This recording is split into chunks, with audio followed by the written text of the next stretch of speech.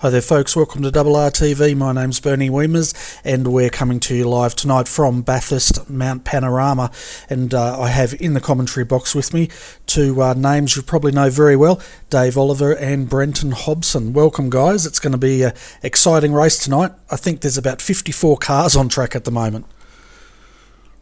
Yeah, good evening Bernie. Yeah, it's going to be a great night with so many cars on this awesome track. It's going to be a great night. Can't wait to see what's ahead. Yeah, it's going to be an action-packed race for sure with this many cars on this track. It'll be interesting to see how much damage we see tonight.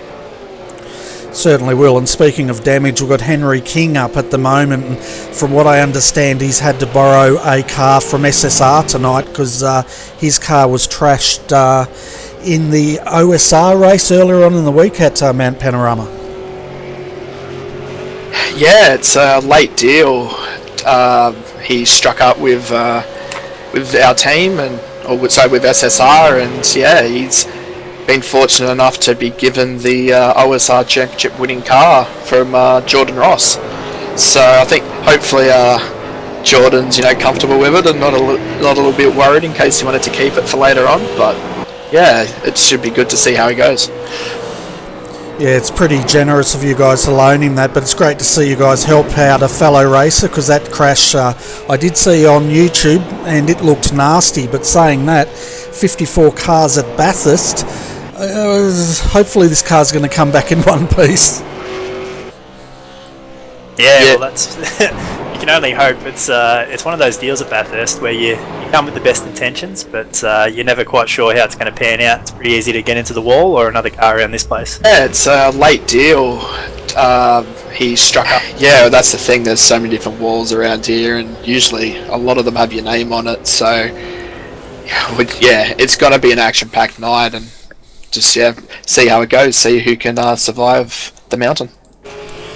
Yeah, that's right, and at the moment I'm just having a look at the guys are out qualifying at the moment, and Ian Ford is currently sitting on provisional pole. He did a fastest lap of 2:04.664. Ryan O'Sullivan now coming out for the final lunge here, I guess, sitting in second, followed by Luke Harvey in the Logitech entry in third. Possie's in fourth, that's Glenn Postlethwaite, and rounding out your top five as it stands at the moment is Adam Zeidinger. Yeah, and I'll tell you what, Bernie, that lap time that Ian Ford's done at the front, that is a cracker of a lap. 2:04.6 is that's a good time. I'd be surprised if that gets eclipsed. Yeah, well, he looks like he's pretty confident. He's out there now, just coming up Mountain Straight, so he's going to have another crack at it. But it could be more that he's trying to cover off these other guys in case they find something. But 2:04.664, that is a scorching lap. Yeah, well, that goes faster than any lap that we saw in the practice session. And yeah, I will be surprised if anyone gets down quite that low. But we know that Ian's good around here. He's always fast at Bathurst and he's fast everywhere. But this is a track that he always seems to go really well at. Yeah, well, if there's any track you want to go well at, it's at the mountain, that's for sure. Yeah, that's right. This track is everyone's favourite, really, in the V8 community especially. There wouldn't be too many guys that you'd give you the answer that anywhere but Bathurst is their favourite track. It's synonymous with Australian motorsport, and everyone wants to be good here. And if you can get a good result at Bathurst, you always walk away happy. You feel like you've achieved something if you can have a good race at this track. It's so hard to get right. It's even harder to get right while you're going fast. Yeah, it certainly is. I ran here last Sunday night in the Carrera Cup, and it's a great track, but it's a bloody scary track too, pardon the language, if you get it wrong, that's for sure. Yeah, it is, and it's with the amount of cars and such a widespread of the ability as well. You got guys, for example, Ian Ford, and then you got guys that are just coming into the scene and just onto the game. It's such a widespread, but it's a good way for the newer drivers to be able to benchmark themselves, off some of the quicker guys. And it's as people progress and learn how to be quick, it's really cool to see when people climb the ladder. Yeah, it certainly is, and we just saw Luke Harvey there put it into the wall at the cutting, so that's going to be the end of his qualifying run tonight, because we've only got a minute and 57 seconds going at the moment. Quite a few are sitting in there. Where's Ian Ford? Well, Ian has come unstuck somewhere as well, because he's now leaving the pits again. Maybe they're just getting these cars set up for the race.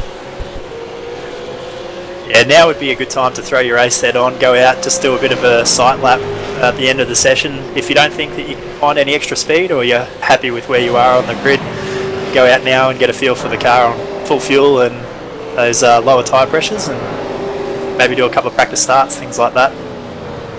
Yeah, and that's what I think Ian's doing. He's just pulled it up at the end of Mountain Straight there, so no doubt he's just testing everything out before the race here tonight. Getting back to Oran Park last week, it certainly delivered, didn't it? We lost a lot of guys in that start, and it's going to be interesting tonight. Honestly, going into Hell Corner for the first time, we've got 58 cars or drivers on the server at the moment, but only, let's have a look how many have posted times. 47 have posted times, but even 47 is a huge field here. Yeah, it is, and especially now, like the later stages of qualifying now, with only less than a minute to go, the track's getting hot, the track's getting dirty now. So if you haven't gone and set a time yet, you're probably too late, because the track just gets dirtier and dirtier with everyone pushing the limits, and you can lose even with it like a dirty track. You can be half a second to a second slower. So if you weren't able to bank your qual lap, within say the first 5-10 minutes, it's probably a bit too late now. But hopefully some guys will be able to run, and we'll see how it goes. Yeah, I can see now Pozzie coming through the final time. He crossed it up a bit on the last lap, so he won't improve on that. But let's go through the grid as it stands, because there's a big grid to get through, and we'll see where our drivers. So Ian Ford will start from pole position tonight, 204.664. The only person in the 204s for qualifying. We've got Ryan O'Sullivan out of second. Luke Harvey, he'll start in third tonight, followed by Glenn Postlethwaite in fourth. Fifth is Adam Zeidinger. Starting out of sixth tonight is Hammond, followed by Blythe. Parks in 8th, 9th will be Myers, and then Pete Sattler. That rounds out your top 10. So from 11th, you've got Richard Howard. 12th, Adam Hyland. 13th is Sanjan Dalalik. 14th is Jake Maloney. 15th is Jeff Rowley. 16th is Brian Borg. 17th is Daniel Williams. 18th is Blake Neck. 19th is Henry King. And 20th is Michael Ford. Then a bit further back in the grid, next in 21st, Thomas Hinds, followed by Bruce Keeley. 23rd, Craig Jones. 24th, Jaden Borg. 25th, Sean Thompson, with Stephen Lattimore next to him on the grid. Ben Twydale, followed by Darryl Hockey, Brenton O'Brien, and Chad Vigard to end out the 30. Out of 31st will be Clowett, followed by Blurton in 32nd. Smith will start out of 33rd. And everything's changed. Let's bring up the qualifying. Smith out of 34th now, just been pushed down. Wayne Taylor will start out of 35th. Out of 36th will be Chappell, followed by Maris. 38th, Shane Rayner. And then we've got Samuel out of 39th. 40th is Fittis. 41st is Kyle James. 42nd is Stephen Vega. 43rd is Damien Charleston. 44th is Connor McCluskey Young. 45th is Simon Mesmo. 46th is Bailey Hoare. 47th is Mark Fee. 48th is Nick Hasler. 49th is Gene Newell. And 50th is Andrew Johnson. And the one that changed there in the middle of all that was Tyson Williams, who jumped up into 21st place. Yeah, so out of 51st, we've got Bence. these guys did not set time, so they may not even be racing. Gaffer out of 52nd, Stratford 53rd, 54th Sloggett, and then Connor out of 55th. I have a feeling these guys are probably doing race control and that sort of thing. Out of 56 is possibly is Wyburn, followed by Hollis and Trainer. Rounds out your field of 58. We got through that in plenty of time. Yeah, that was good. But I'll tell you what, it's a big field. I'm very anxious to see what happens here at the start. Yeah, I'm getting everything queued up in case the inevitable happens, and we've got to go through a number of replays here, and we'll see how we go. Yes, it's always a challenge at this place. At turn 1, it's a real bottleneck, and if you can get through turn 1, then that's the first challenge out of the way. But up Mountain Straight, it's not uncommon for cars to get together, and if you get someone off the track and in the way coming up Mountain Straight, especially up over that crest where it's blind, you're in for a big crash. Oh, you certainly are, and I'm just waiting for the guys on the front of the grid here. You can see them all the way back up. Yeah, they're wrapping around the last corner there. But, I'm not really with it tonight. I don't know what's wrong. Tony Gaffer, who's actually starting from last on the grid, is underneath the Armorel Bridge. Yeah, I was just looking at that. That is so far back. I don't think I've ever seen a grid with cars that far back. He's starting before the pit lane entry, pretty much at the start. That's insane. I haven't seen that since some Star Mazda races back in the day. Yeah, it's a massive field here. We must be, I think, at capacity. We would have to be at capacity tonight. Yeah, I'm not sure how many grid stalls that Mount Panorama has, but there can't be too many more than what's on the track at the minute. Yeah, so we're looking from the blimp at the moment, folks, and we said it last week, hold on to your breath because it's going to be big.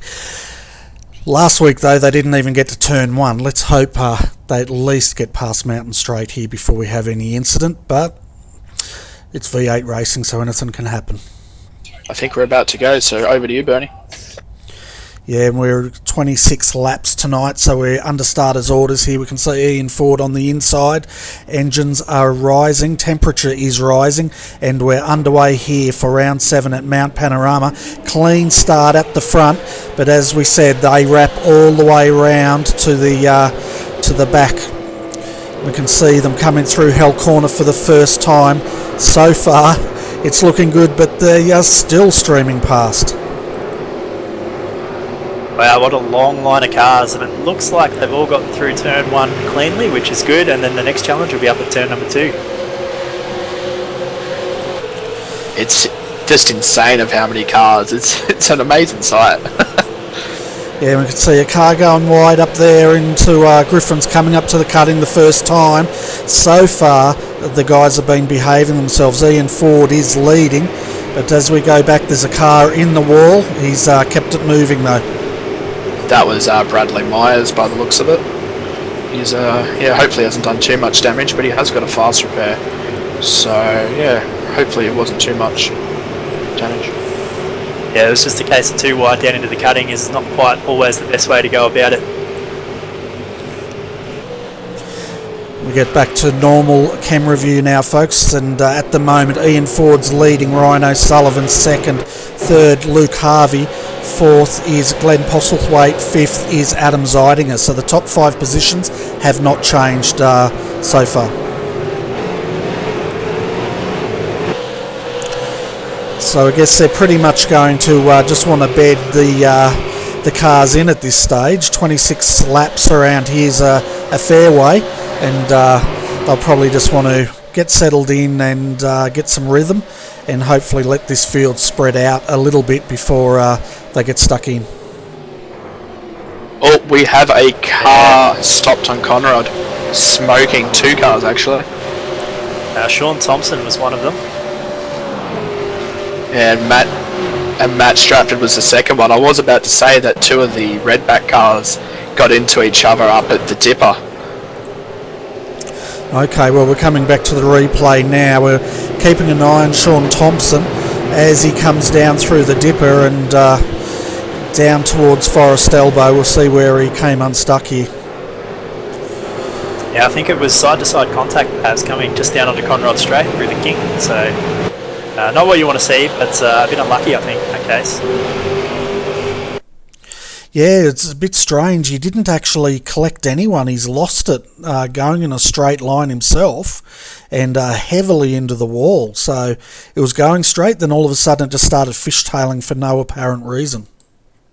Yeah, that's really strange. Not sure if that was caused by low tyre pressures. So usually by that far around the track on the first lap, you should have that sort of stuff pretty much under control. You've had nearly a full lap to get a feel for the car, so perhaps a little bit of a hardware failure of some sort or something else in play there.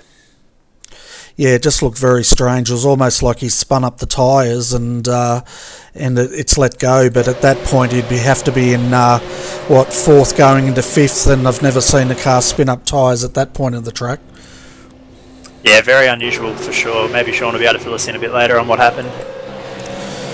Yeah, so that's our first casualty for tonight, but at the moment Ian Ford has this under control. When I say under control, he's not under much pressure at this stage by Ryan O'Sullivan, but these guys are starting to get a bit of a gap, and the gap was 1.2 seconds.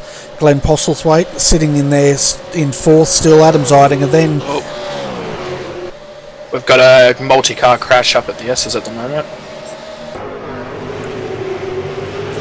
Okay, have you got any idea who was involved in that? We have it. It was Kyle James. He's come in and had a massive.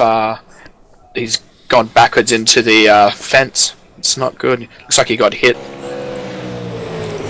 Okay, so we've just got the replay up now. There's a lot of flashing going on here, and man.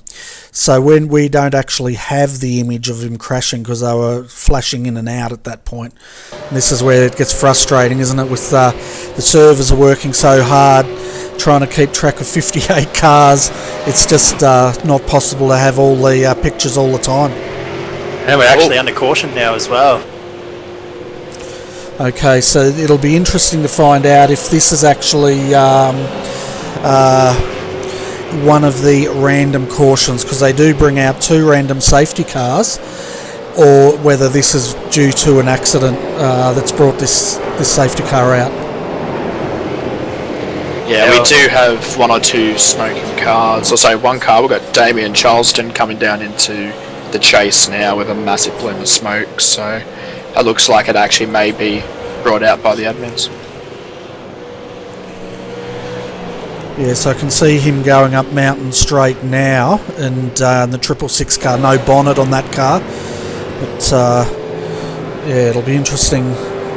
It'd be good to get race control to let us know, but we don't have a direct link there. You can see Sean Thompson back out. He's used his fast repair. The other interesting thing about tonight, guys, is they've only got a 25 incident cap tonight, so that's probably going to come into a play for some of these drivers, especially the ones that have come unstuck early on. Yeah, it's an interesting sort of track, Bathurst. If you have a decent sort of a race, incidents aren't normally an issue. There's not too many places here where you get off the track and collect incident points. But that being said, if you do go off the track and get incident points, you've usually had a pretty big prank. So it's a sort of a one way or another. You tend to have a night where incidents don't play a factor, or they really, really do.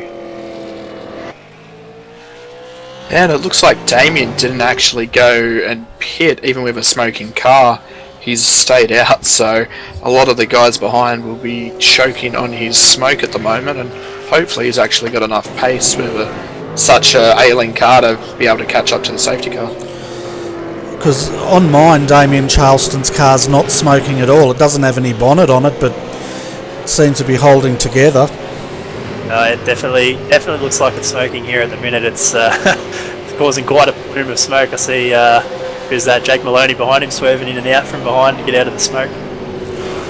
Okay, that's really strange, because maybe I just don't get all the nice effects here, but the car's definitely not smoking from my point of view, but you know, the viewers will just think you're making it up. Oh, it's probably possible. I'm looking to see if he comes and does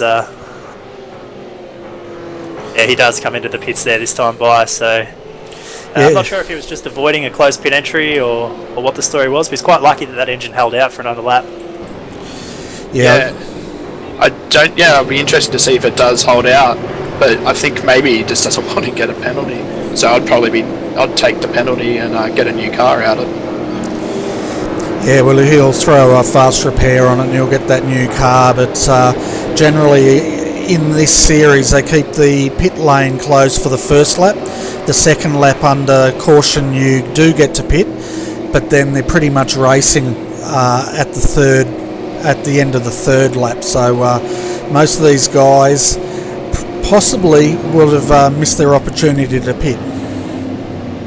Yeah, it's one of the things I really like about this series too, Bernie, is that the safety car doesn't drag on for a long time. You get the caution, pace car picks up the leader, you pit the next time by, and you're back and going again. It's one of the things I do like about the series and the way that it's run. Oh, it's a great series, and I really like the random safety cars. It closes the field up and generally puts on some good racing. Yeah, well, obviously, I do compete in the Enduro series races, and it makes a massive difference having a safety car and knowing that you're going to have some as well. It really makes you think about your strategy, whereas you otherwise sort of just cruise along and see what happens. But when you know that there's safety cars coming, it gives you the option to try and have a little bit of foresight and take a bit of a gamble on what you can do, and it certainly keeps the pack all nice and close, which is the other good thing about it. Yeah, exactly right, and that's what we want to see. But I tell you what, looking at Adelaide today, I was watching the qualifying, and I don't want to give anything away, but the top 20, they were separated by only a matter of 3 or 6 tenths of a second from first to 20th.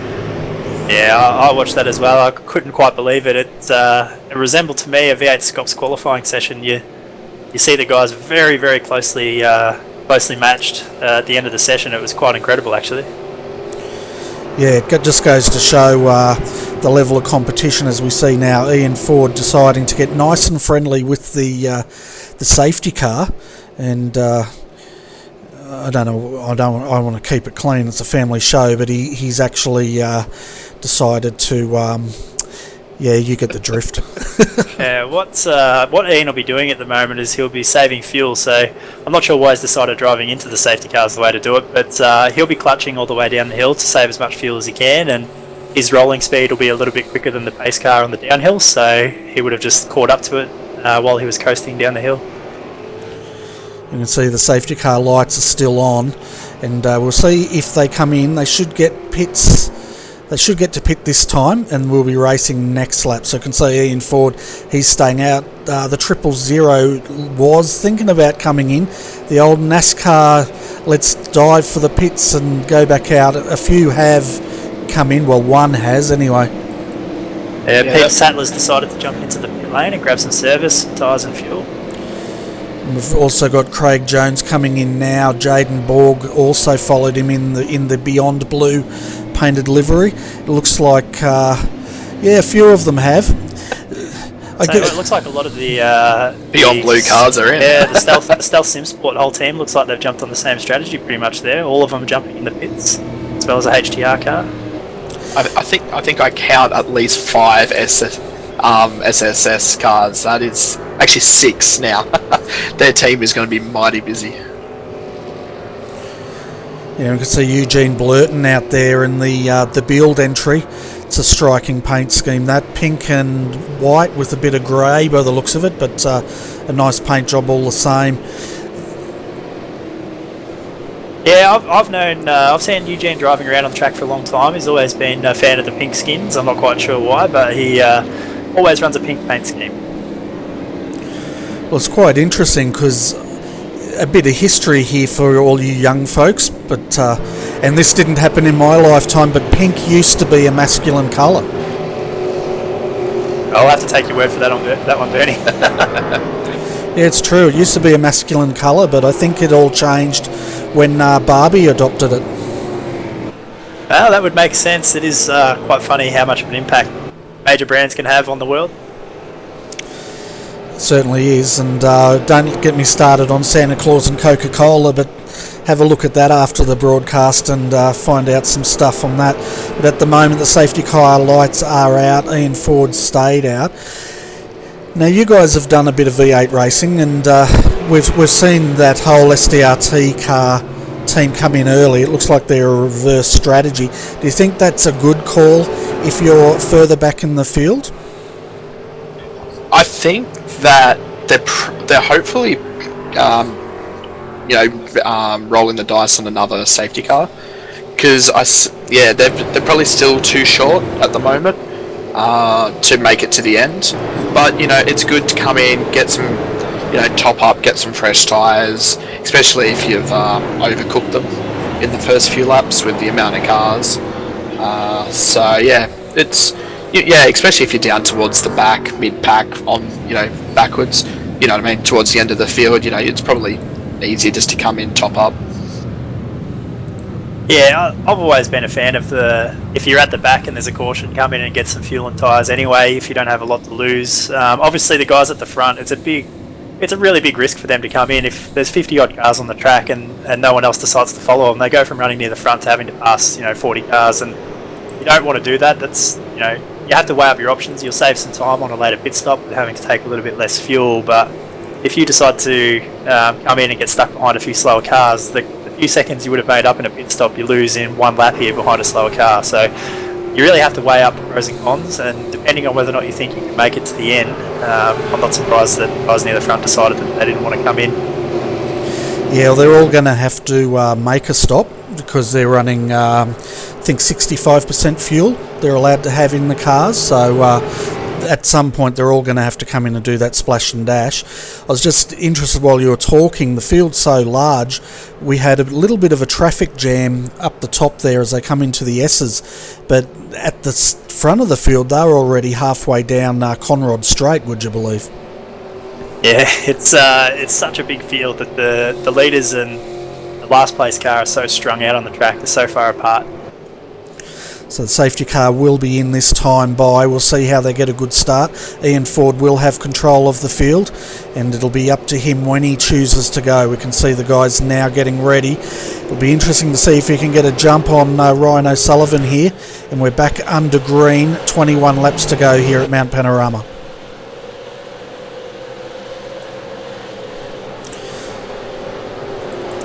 So we see them once again coming through Hell Corner. Adam Zeiding is still sitting there in fifth. Not a lot of movement in the top five, if any. Henry King's still going well back there in the car he's borrowed for tonight. And fortunately, I spoke too soon. He's got no rear wing on that car, so he's already going to have to suck up to you guys. Yeah, we'll just add that onto his bill. I was going to say it looks nice and clean up until I saw the rear end, but at the moment it's Ian Ford, Ryan O'Sullivan, Luke Harvey's coming under pressure now by Glenn Postlethwaite, and Adam Zeidinger, he's flashing a bit with Michael Hammond right behind him. Yeah, it was a clean getaway by that front half of the field. There was a two-car spin at the last corner on that restart, but everyone's got back going again. So yeah, hopefully they can catch back up to the field and they've got no damage. Yeah, definitely, and we're just riding with Michael Hammond at the moment. You can see how much Adam Zeiding is flashing in and out, and no driver likes to see that, especially at Mount Panorama when you're in such close proximity to each other.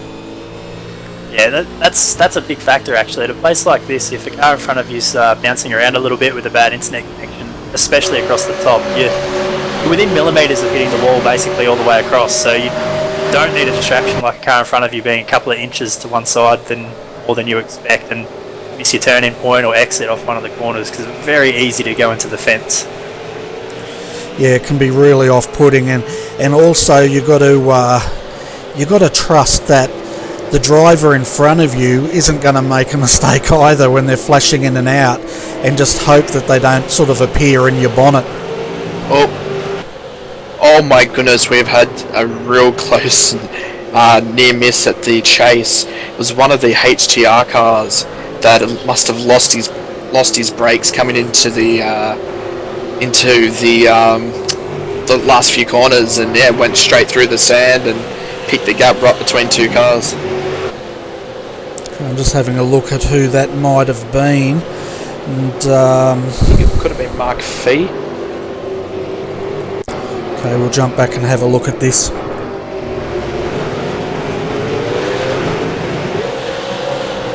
Yes, it was Mark Fee.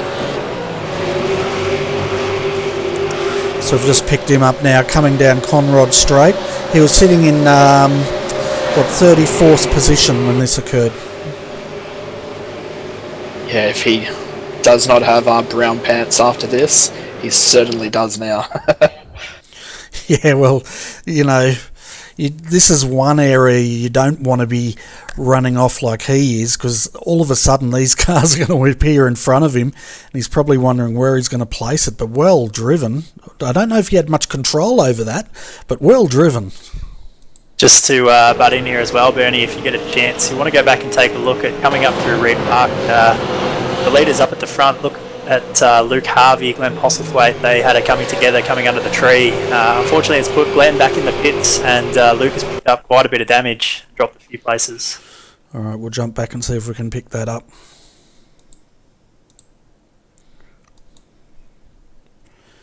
And of course my telemetry doesn't want to play, so...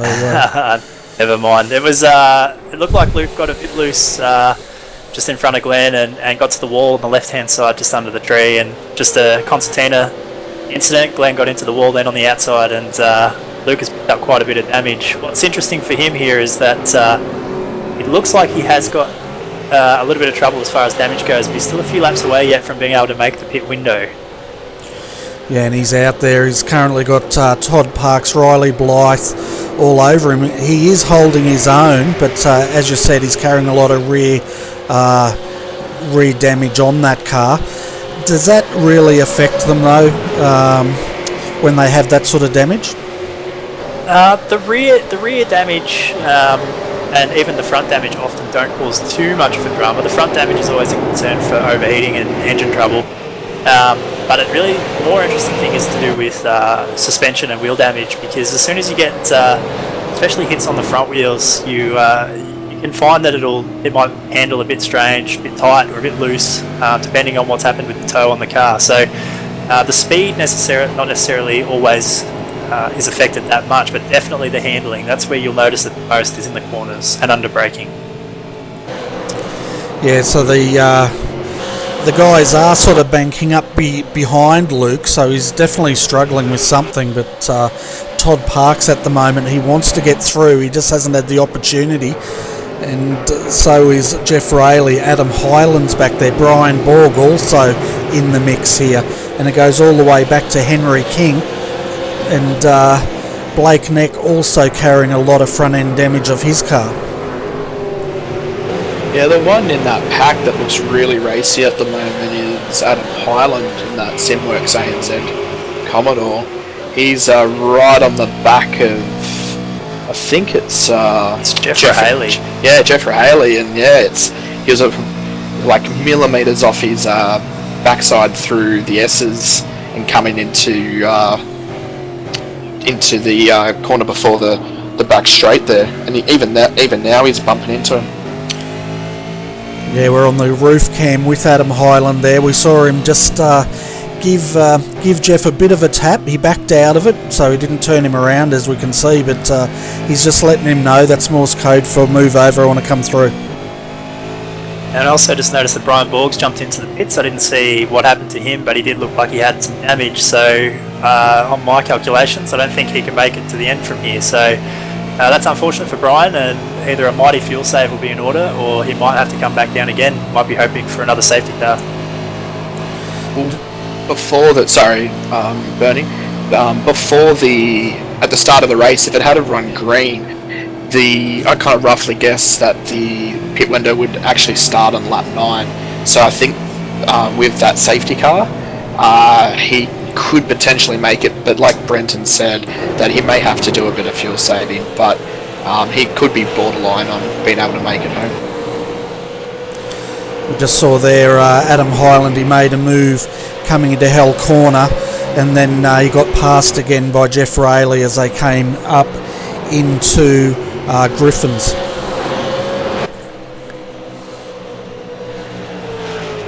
And Brian Borg actually has come out in the middle of the SSS train of cars, so they're spread out by a few seconds, but he's actually popped out in the middle of those guys, and they were the cars that did pit during that last safety car.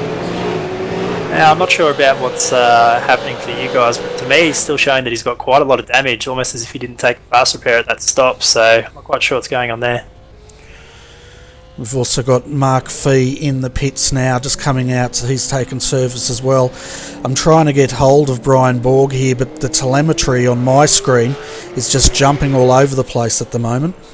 The other one with big damage coming down the hill looks to be Brenton O'Brien, who's limping down through Forest Elbow at the moment. Yeah, it doesn't look too good. Big damage on the front and the back, so I'd say he'll be making his way to pit road.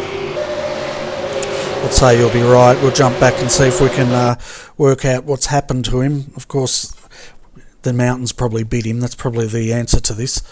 But at the top of the mountain, he's already carrying damage, so we'll go back another 40 seconds and try to pick up the action from there.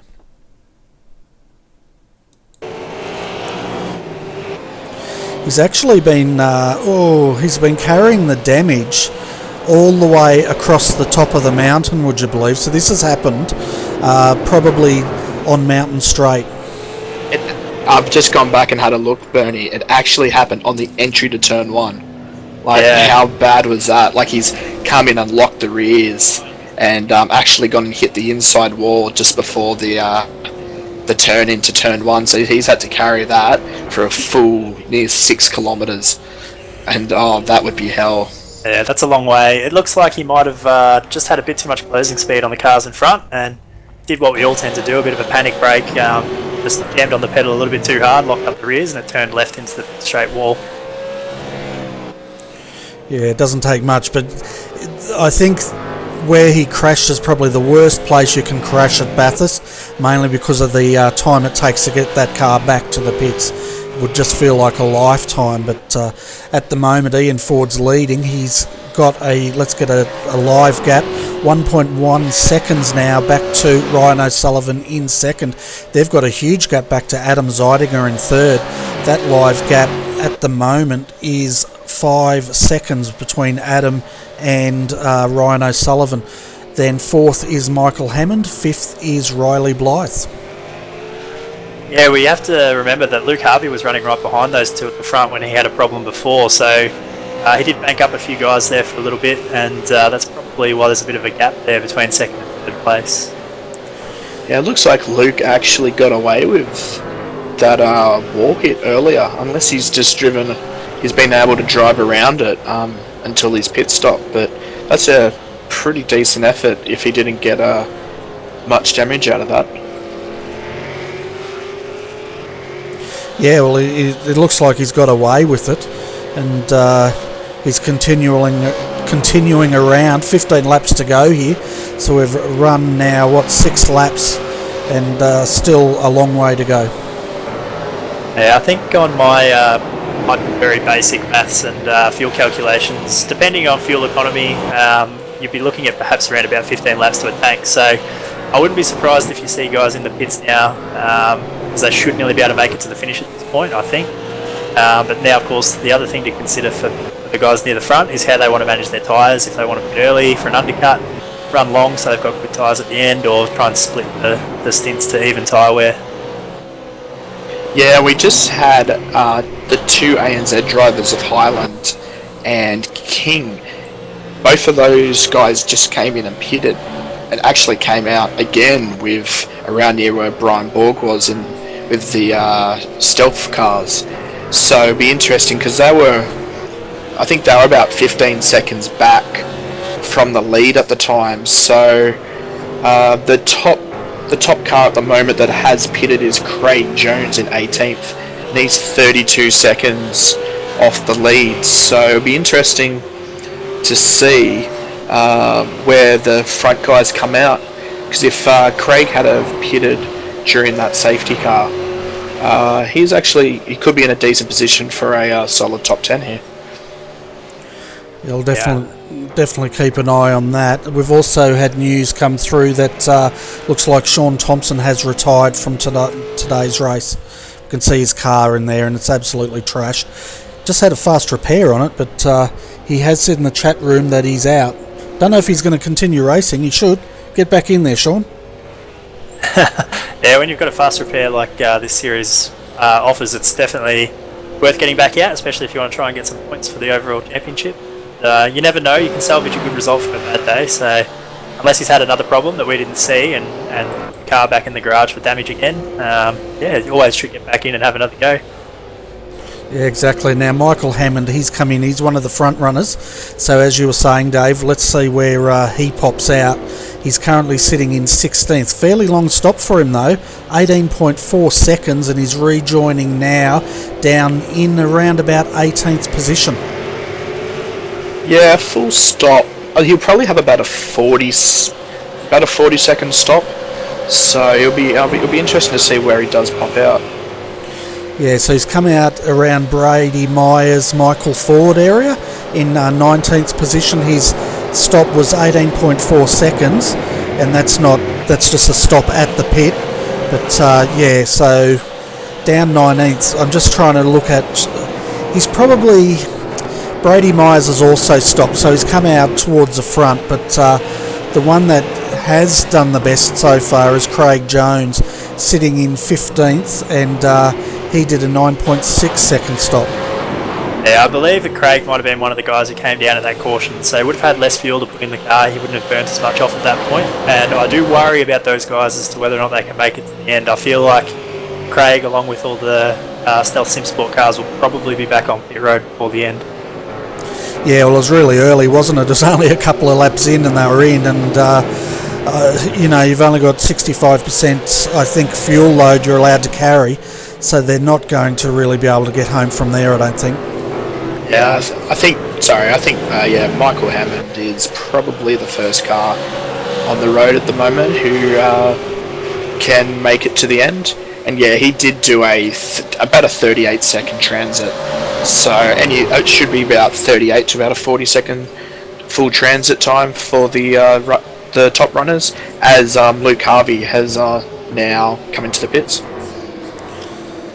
So we'll keep an eye on how he goes. And side by side here, the 16, we've got a crash. Michael Hammond was involved in that. This is the danger, isn't it? You come out in the back of the field there and you end up causing damage. This is like what I talked about earlier on with the early pit stop strategy. That's the big risk, especially at a track like this. If you get marred back in traffic, and it's very easy to lose time in traffic, but it means when you're someone like Michael, who pitted out of 4th place on the track, he'd be keen to make up time, try and get some advantage out of fresh tyres over the leaders, and then stuck in traffic, you try and make some moves to get clear of those guys, and that's what's brought him undone.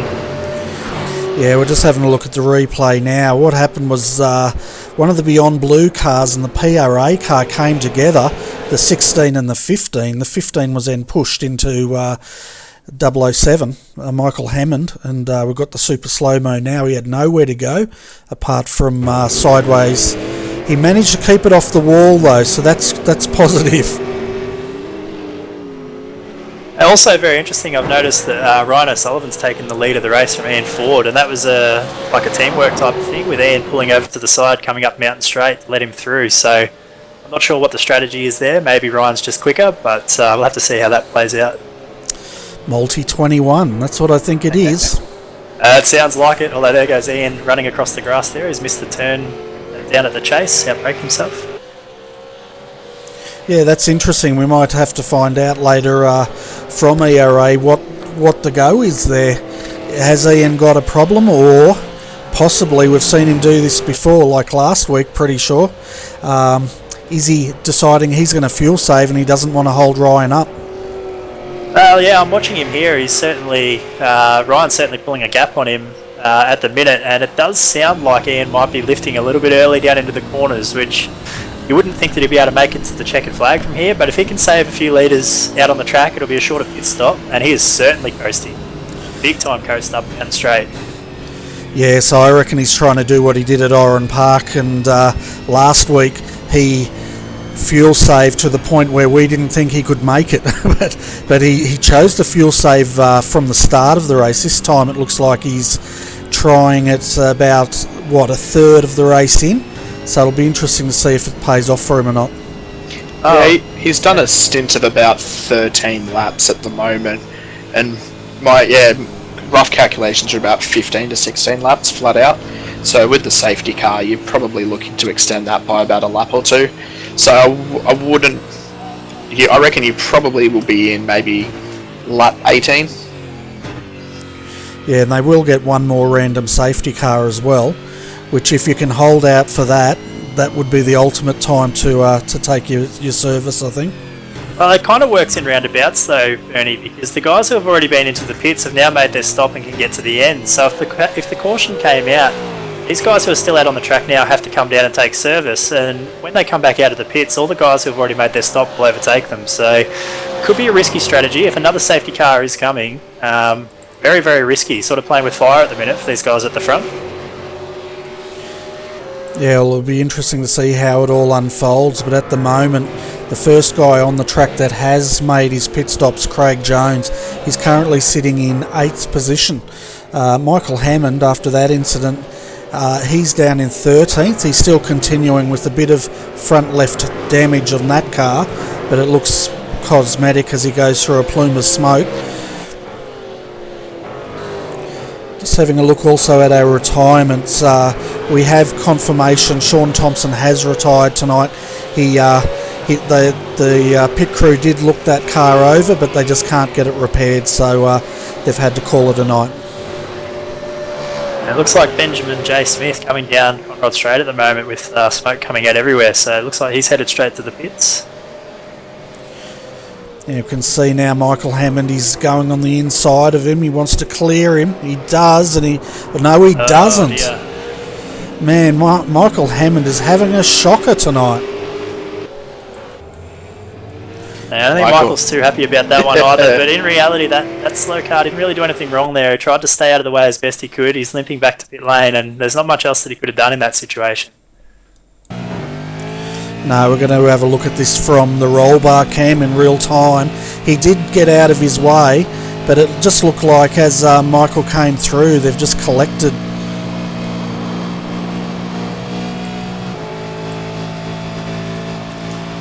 As you can see now, he's just coming into the chase, and whoa!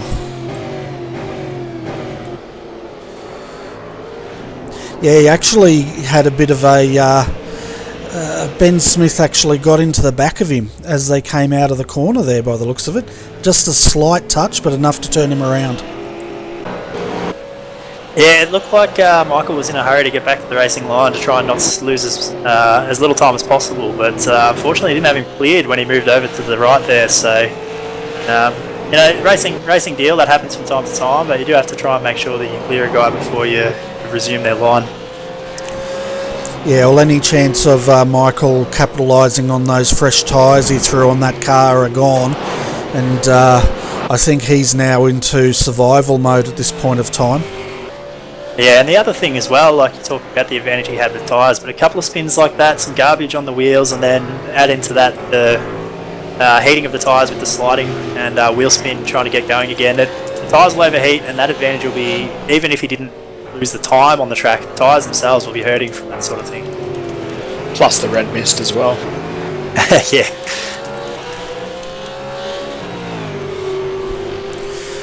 Sorry guys, I was just sending one of our apprentice reporters down to have a chat with Sean to try to work out what happened on Conrod Straight when we saw his car fishtail. Yeah, that was a very strange one. I'd be interested to know what happened there.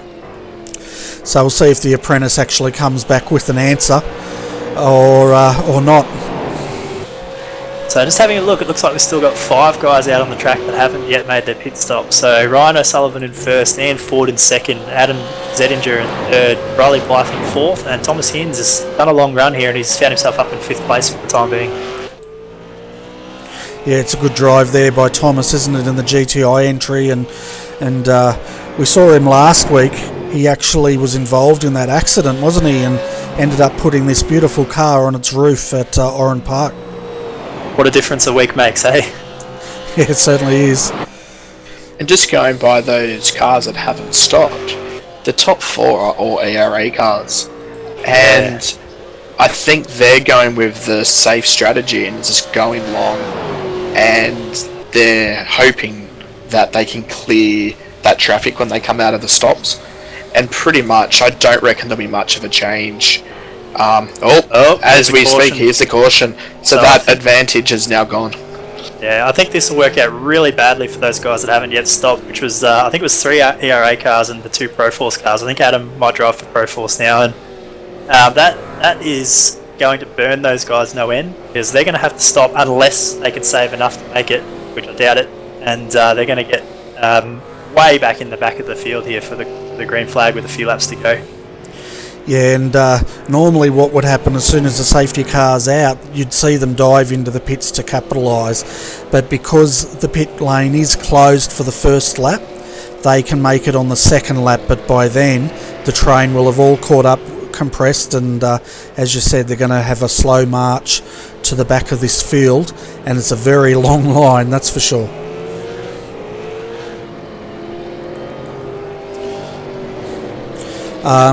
The apprentice has come back, and they said that that big fishtail we saw was due to driver error. The quote was, "I made a boo-boo." Is that along with hashtag Sean's fault? I think it's going to now be hashtag I made a boo-boo. Yes, that's the old definition for ran out of talent down there. That's an unusual place to have it off like that. Must have picked up maybe the grass or something, or some debris on the track to press the car into wheel spin to turn at that point. Like you said, Bernie, up into sort of 4th gear range on Conrod Straight. That was a strange place for the car to suddenly dart to the side. Yeah, we actually have Mr. Thompson in the green room, so we'll bring him up, and you can ask him that question yourself if you like, Brenton. Yeah, absolutely. Hey Sean, welcome to the RRTV comms box. How you going? Yeah, pretty good, mate. Yourself? Yeah, good, thanks, buddy. We're curious to find out what exactly happened there coming down Conrod Straight at the start of the race. Yeah, that's why I decided to come into the booth. A bit easier to explain it. As I was coming out of the corner, I was focused on the car in front of me, not the 2 cars ahead. So when they split to the left to avoid PRA driver, I think it was, I've kind of gone to react with it, but reacted too fast, and then when I've tried to bring it back, it's just snapped loose. Instead of taking out the PRA driver, I've turned it back to the left and put it into the wall. At least you didn't take out any other cars, which I guess is the noble thing there. But that's really unlucky. I didn't realise that that's what happened up in front, and it certainly explains a little bit better what happened in that incident. Yeah, just reacting too quick, so pretty much a boo-boo on my part, as I would say. Yeah, so not the way you want to start a race, and not the way you want to end it, but it happened. We were also curious, did you jump into the pits and get the car fixed and come back out, or was that it, you decided to park it for the night? I did come back out, and I just made it back out onto the lead lap. And then a couple of laps later, I ended up binning it again, so yeah, just pushing it too hard for my own good, and made a mistake, and yeah, went into the wall. But I had a pretty little good battle with Bailey Hoare, I think it was, races for HTR, and we went too wide for a couple corners there, which was fun. But then he ended up rage quitting or something. Oh wow, very good. Yeah, I was kind of disappointed. I was having fun. I'll grab you while I've got a chance here as well, because I'm curious what's going to happen here with your couple of guys at the front who haven't pitted yet. Well, we weren't hoping on another safety car. We were hoping it would run to the end. So now that there's another safety car, all the guys will be thinking, all right, what do we do here? How do we get to the front? And yeah, it's usually when we do the single events, it usually just comes down to driver. So don't have a team sort of strategy in place, just sort of go with the flow. Yeah, exactly. Keep it fun. Yeah, it'll be interesting to see how these top guys are able to go through the field, because they're going to drop back to like mid-pack. Yeah, exactly. they're going to lose a lot of time here, the top 5. So that was a strategy call, and ERA weighed pretty heavily into that one. And you had a couple of guys as well there who decided to stay out. So now we're going to see these guys drop right back to the back. So it was a big punt, and it was looking like it was a good strategy if the safety car didn't come out. But this is going to make life tough now for these 5. Yeah, as I always say, that's racing. It don't always play into your hands, and you just got to work with the hand you get dealt. Oh, that is true enough.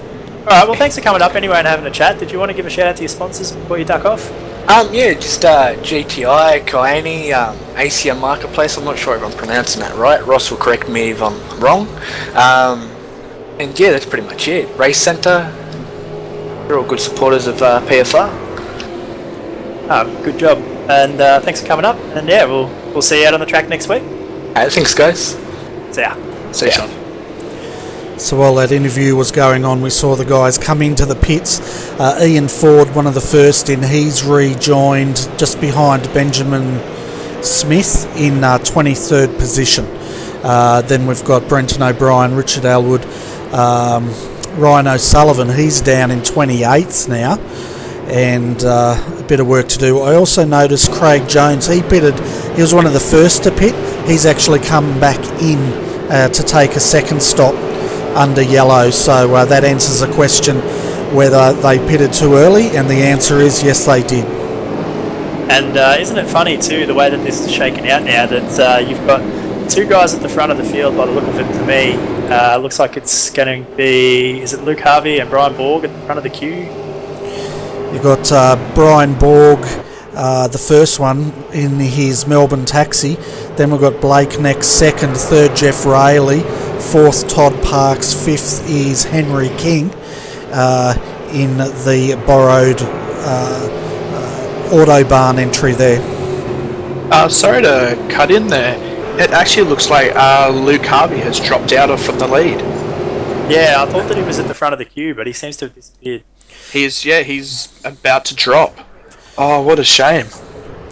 Yeah, so he was leading, but you're right, he's still going down. He's white on mine, 29th. So I'd say he's going to have an internet connection failure. Confirm it, guys, if you see it, because it doesn't come up on my screen. Yeah, we'll keep an eye out for that. Yeah, that's a big thing, because he looked like he might have played out to be right near the front, but as I was going to say, even with Brian Borg, these were 2 guys that had big damage earlier on that we were really worried about, but now that the safety cars have played out their way, they've found themselves back at the front of the queue. Yeah, and Brian's still carrying no rear wing on that car, but the safety lights are out, so we're going to go back racing. Just having a look to see if Luke has rejoined, and I can't see him on my telemetry. No, he hasn't so far, and he hasn't dropped. But yeah, so looking at the Brian Borg, who's now looks like he's inherited the first position. Oh, hang on a second. No, we've got Luke back. I can see him, but he's miles behind everyone. Well, he's just in front of the pace car on the track, isn't he? Yeah, he is, so he's going to have to slow down. So he's got a get-out-of-jail free card here, but I don't know if he's going to get a black flag or anything for passing the safety car. Nah. He should be okay if he falls in behind the safety car here before it goes green. I think he'll be okay, but obviously he's had a big dropout and couldn't see where the safety car was, and he's just found himself up the road a fair way, so he will inherit back into the lead. So like I was saying, these 2 guys who had big damage, or Brian still does, they found themselves back at the front, so it's worked out well for them. That's the first time I've seen someone drop out for so long and not get a disconnect. Yeah, that's really rare. He's very, very lucky. He want to thank his lucky stars. I reckon go and buy a lotto ticket, I think. But we've got Luke Harvey taking to the start now. He gets a good start. Brian Borg is in second. Also a good start. Blake Neck, third. Fourth, Jeff Rayleigh. Rounding out your top 5 is Todd Parks. Yeah, it looks like... Sorry. I was going to say, it's a big mess back here towards the back of the pack with Ian Ford. Those guys that just had to pit, it is congestion back in the pack. Yeah, we can see it now. 3 wide into... there's a crash behind us. Big crash. Yeah. Oh, that was Ryan O'Sullivan who caused that. That's a massive crap fight. Oh, dear. So I'm just trying to There's Ryan. Where is he? Oh, man. Okay, got him. Let's go back and have a look. If you're wondering why I'm grunting, folks, it's because I'm trying to click on the telemetry while it's moving up and down. So we're going to have a look at this from Ryan Sullivan's point of view, and we'll just see how this unfolded.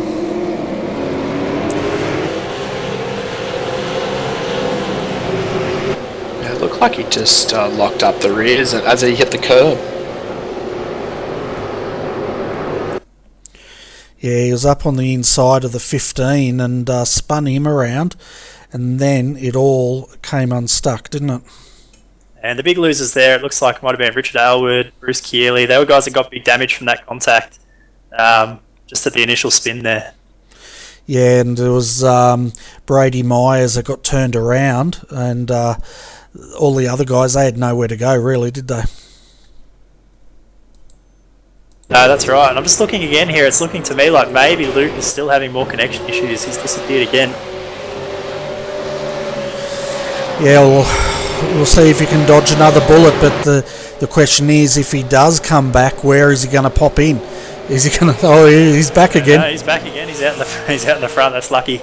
Very scary when that happens, especially unnerving for the guys just behind, because like you say, if that car reappears inside your car, then there's going to be contact and a big crash. So it's really unnerving when someone's having an internet issue like that in front of you. Yeah, and meanwhile, Jeff Rayleigh, he's all over the back of Blake Neck, throws it in and makes the move as they come back onto Mountain Straight, but Blake Neck's on his way back.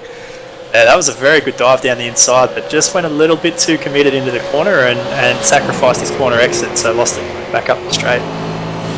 And we'll see now if Jeff has a look into here, into Griffin's, and makes a move. He decides not to, and they'll come up towards the cutting.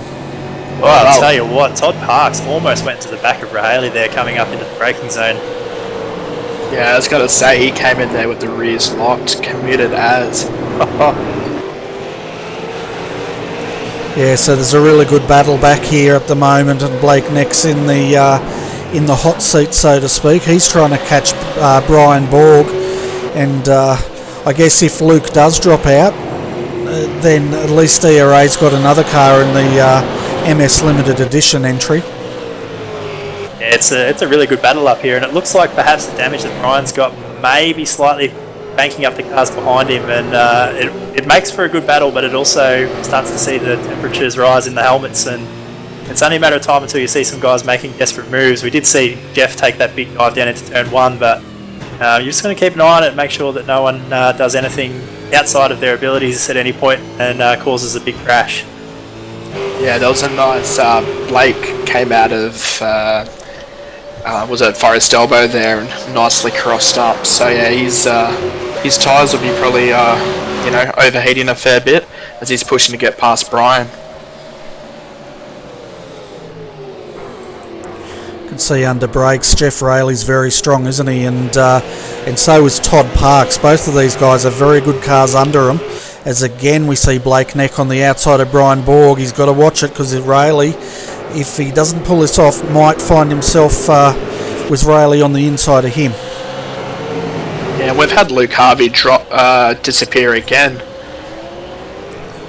And this time he's disappeared from the timing, so there's every chance now if he pops back that he'll actually drop a lap, so I have to keep an eye on that.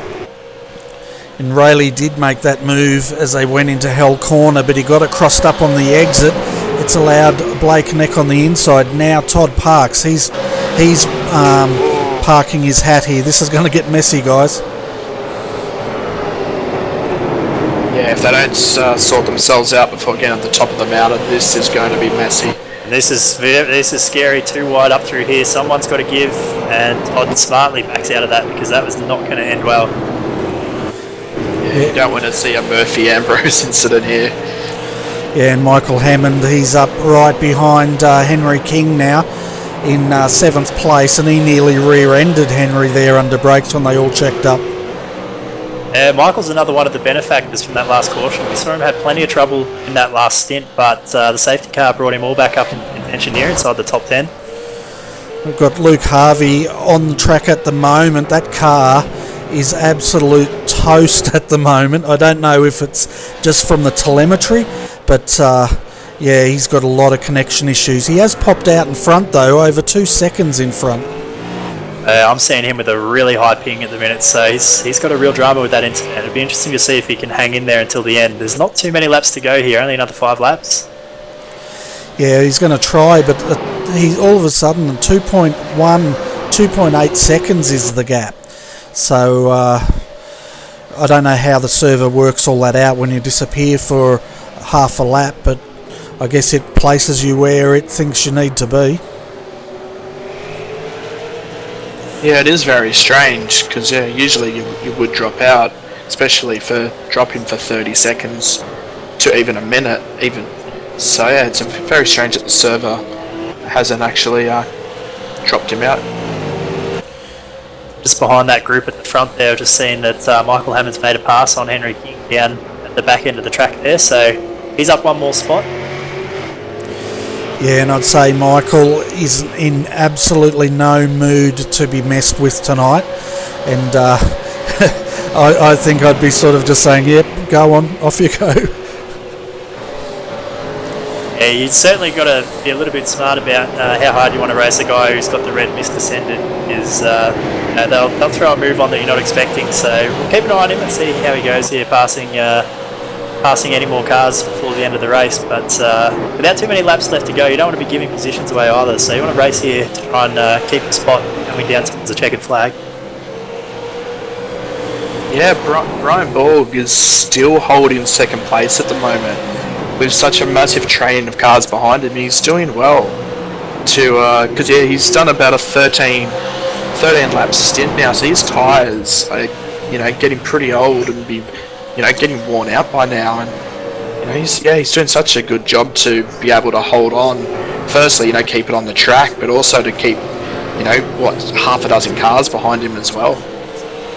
And the other consideration for Brian as well, depending on his fuel economy, is whether or not he can make it full noise to the finish. He did have a caution to help him, but that's when he pitted to the finish would probably be just beyond what you get from a tank, so he may be needing to save a little as well, which could have a bit of a reason for why he's holding the guys up behind. Yeah, and Todd Parks is now also having internet connection issues. He's starting to flash. Luke Harvey up front, he has also dropped again from the server, and he's dropping down the telemetry, so we'll see if he gets another chance at this race. Tell you what, this is the craziest race I've called for a while, with as far as Luke dropping in and out like that. Yeah, it's going to be interesting to see if Luke does drop on the last lap, because if he completely drops down the field like he has been, and Brian or these guys in the top handful cross the line before him, like he's dropping down the leaderboard now. If one of these guys actually cross the line, then potentially they're going to be given the win. Yeah, it could end up being a real mess, couldn't it? But he still hasn't reappeared yet, and these guys have gone right up the mountain straight. Oh, Todd Parks is in trouble. He hangs onto it and nearly collects Michael Hammond. Tell you what, Michael must be thinking, what do I have to do here to get a good run? I'll tell you what, the heart rate will be up for Todd Parks after that one. That was as close to crashing as you get. That was a mighty save to not lose that down there into turn number 2. Yeah, it was pretty full on, wasn't it? That's about as close to wrecking as you get without actually wrecking right there. We'll have a look at that. And meanwhile, folks, while we're looking at the replay, Luke Harvey has come back on the server. The gap now 4.21 seconds. There's no questioning the speed that Luke's got. He's out in front, and it would be a shame for him to drop out at the end here, because he's certainly the guy at the front with the speed. Just to update you as well, coming back through the field, Ian Ford nearly back up into the top 10. He's into 11th place now after going, I think, almost outside the top 20 after those pit stops. Yeah, and looking at his current laps, his last lap was a 2:07.8, which, other than Daniel Williams in 8th place, was the quickest out of that front, bunch. So he has got a little bit of space behind him. He's got Matt Stratford about half a second in front. So yeah, he potentially could get into the top 10 here, and it'd be a good comeback result. Yeah, and they'll have to look at their pit strategy for the next round. One of the viewers had asked how hot it is out there. It's track temps 31 degrees Celsius at the moment, so it's not too bad. Yeah, Brian Borg has actually come in for a splash and dash. He doesn't seem to have had enough fuel to make it to the end, so that's a shame because he was actually doing really well there. So that's brought Blake Neck up to second and Jeff and Michael up to third and fourth. Yeah, he was lapping in the 208s, then last lap was a 209. But your top five, folks, with 2 laps to go. Luke Harvey is leading the gap now, 6.3 seconds. Back to his teammate Blake Neck in second. Jeff Rayleigh third, followed by Michael Hammond now fourth. And Henry King is sitting in fifth position with Todd Parks right behind him. Just looking back at Ian Ford, he's actually got a bit of clear space now, and his last lap was a 2:06.1. which was 3.3 seconds quicker than Blake, Jeff and Michael, and like that little bunch of cars. And Ian is only a second and a half off Daniel Williams, so if he can get past Daniel in the next half lap, because there's only a lap and a half to go, you know, he potentially could get close to Henry, probably within maybe a second or two. So that'd be a good drive to come back. He would definitely have the red mist going. Certainly the fastest car on the track, no doubt about that. Yeah, I don't know if that makes you feel better or worse if you're back there and you're the fastest car on the track, but we can see now Blake Neck and Jeff Rayleigh coming in to Caltex Chase for the second last time. It'll be interesting to see what sort of times these guys put in as well, because that'll tell us their true pace. Looks like Michael Hammond might have turned Rahaley at the last turn. Yeah, and it's got Michael's going backwards, both ways on the leaderboard and backwards. But let's have a look at this replay. Tell you what, I hope Michael doesn't come up for an interview because he's going to be steaming. I wouldn't want to be his keyboard or anything close to him at the moment. No. Yeah, Todd Parks and Henry King were very lucky to get away with minimal damage there. Looked like Henry has actually damaged the front left of Jordan's car there. So, but yeah, very lucky because I think it was it Michael or was it Jeff actually went right up on two wheels there. Yeah, we're having a look, and Michael's just outbraked himself a bit. I think got in the back of Jeff Rayleigh here, spinning him around. I think we'll see Michael go up onto two wheels in a moment.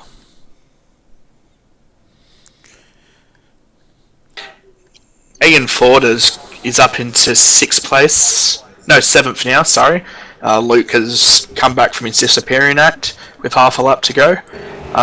Ian still hasn't got past Daniel Williams, so he potentially could get up into sixth place here. Look who's dropped from the servers now. Luke Harvey's dropped yet again. So this is what you were talking about, weren't you? And Blake Neck's now coming on to Conrod. Luke's going to have to get back in, isn't he, before Blake makes the checkered flag? He needs to come back before he gets to the finish line, or else there's every chance that he won't be classified. So he'll be hoping, because I know that Luke races for the championship in this series. So for points, it's imperative for him to have an instant. Let's come back. Yes, there you go. This is like Back to the Future. All we need is some flames coming out the back of that car, and it'd be just like the movie. I think he actually slowed down a fair bit than Luke, because Blake has only come out, has popped back about a second behind him.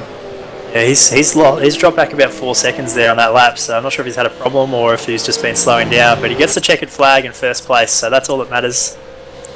Yeah, so I tell you what, how many get out of jail free cards did he get? He definitely has to get a lotto ticket on that. We did see him come back on the server, and he was about 20 feet in the air as he come flying back onto the track. But well done to ERA. 1-2 here tonight with Luke Harvey first, Blake Neck second, Todd Parks comes home for third, Jeff Rayleigh fourth, and then Daniel Williams comes home in fifth place. No, Ian Ford, sorry.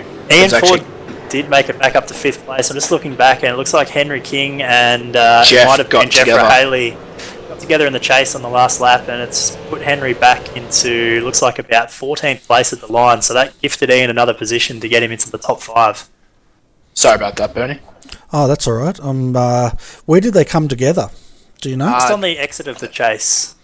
Jeff has tried to do the move and come in a bit too hot, and then it was just on the exit he got pit manoeuvred. Okay, so we're just going to pick this up at the top of Conrod Straight and see if we can see what happened here.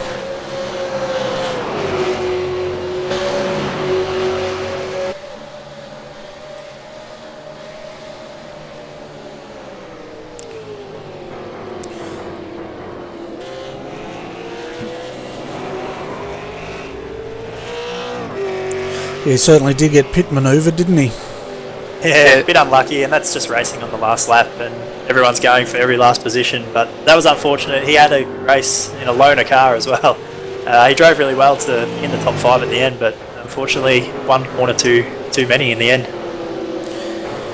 Yeah, well, he did recover it, and considering that's a championship car, at least he didn't ride it off, guys. Yeah, well, that's right. It's still rolling, so roll it back into the shed. We'll give him a hammer, give Henry a hammer, and tell him to go fix it. Be all right.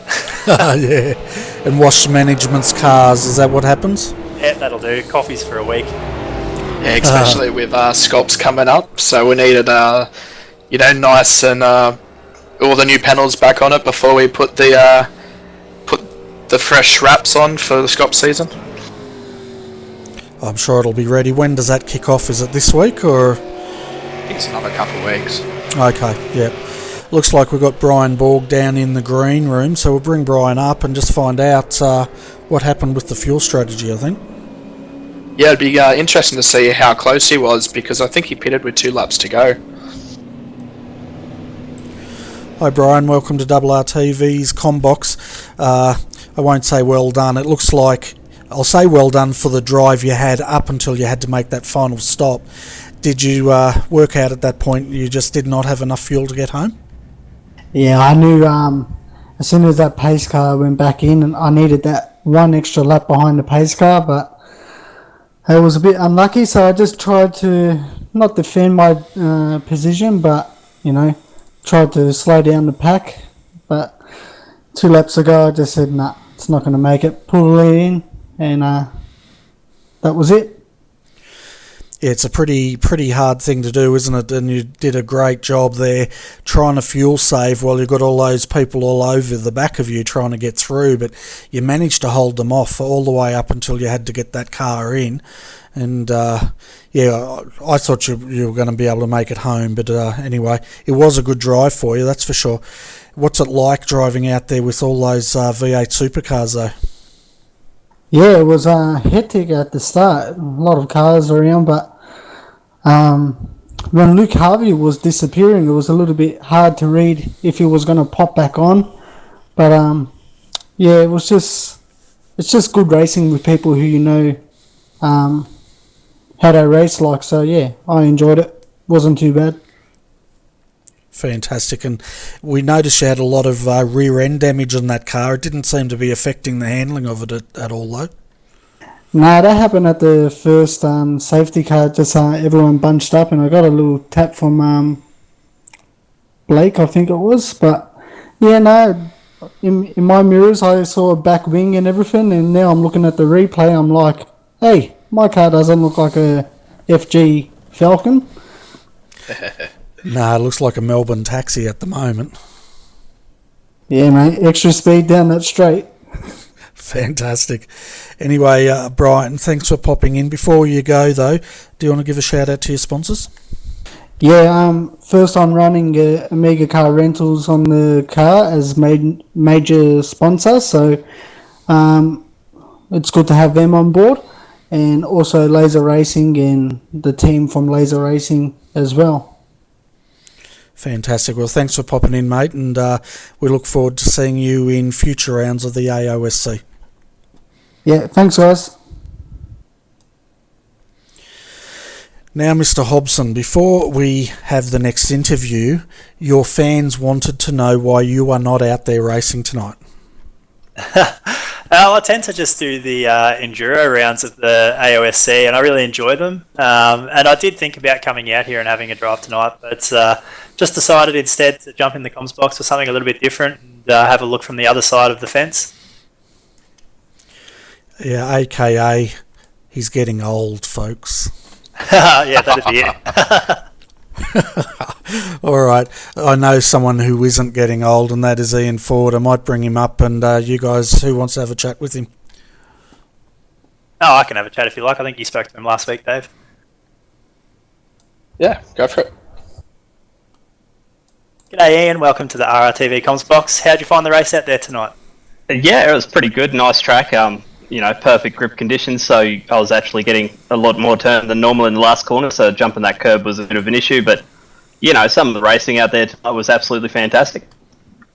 Yeah, I'll tell you what, you had your car hooked up out there tonight. You were very fast, and when you ended up back in traffic due to the strategy that didn't play out in your favour with the safety car, we're looking at some of the lap times you did there towards the end, and you had some cracking pace.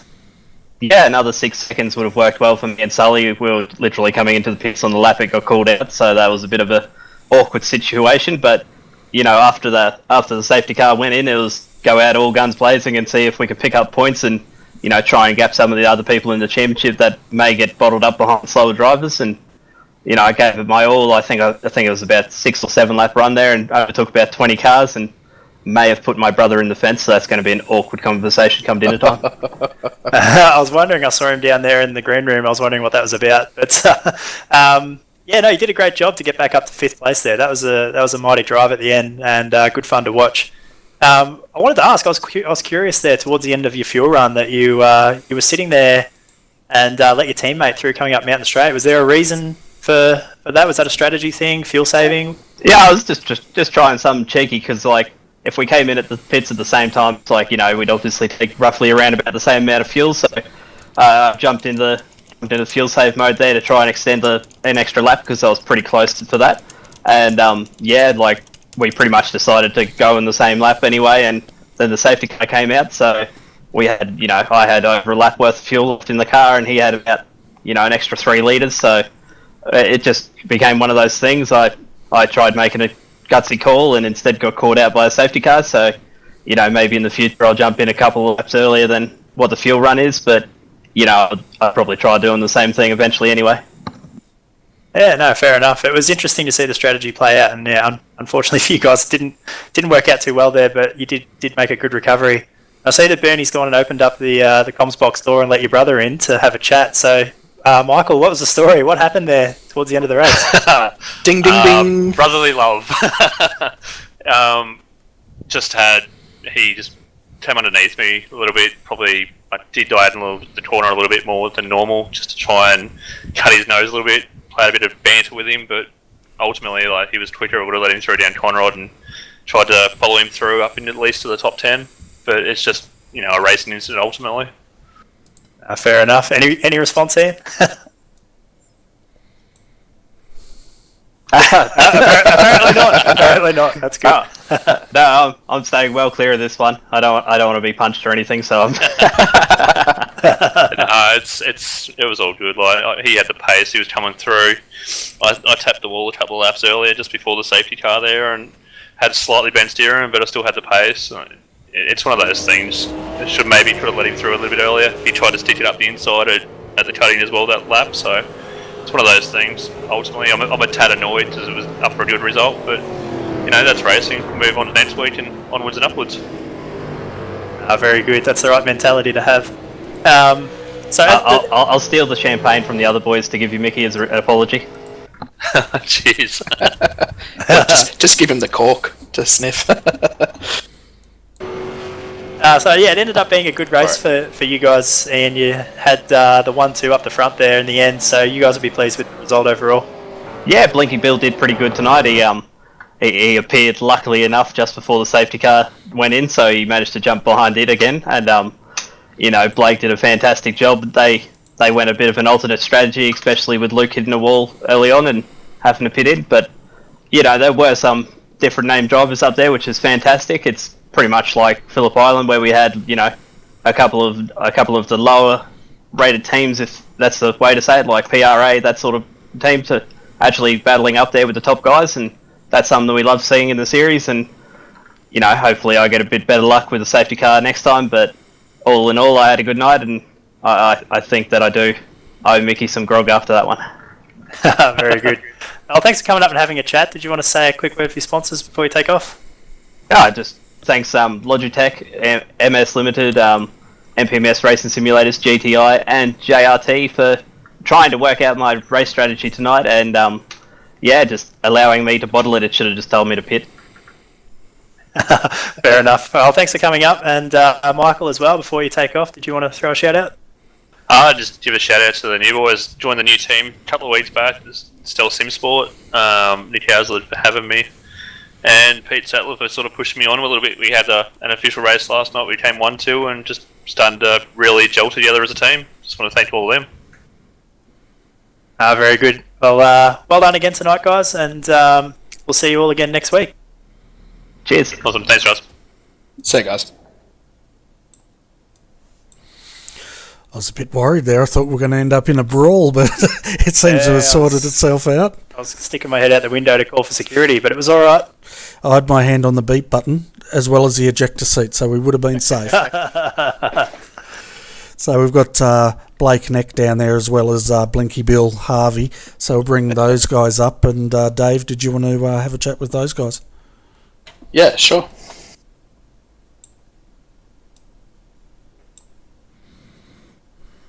Welcome to the RRTV commentary booth, Blake and Luke.